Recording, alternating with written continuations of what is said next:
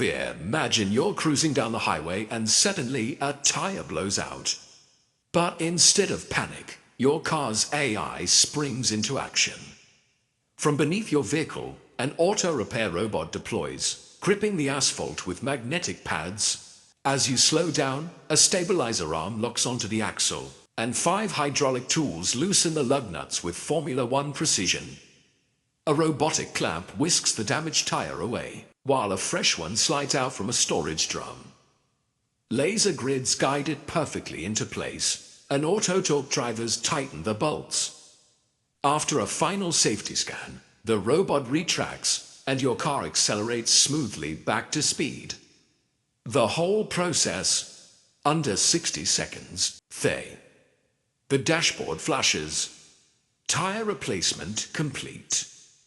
This isn't science fiction. It's the future of AI auto repair. Thanks for watching.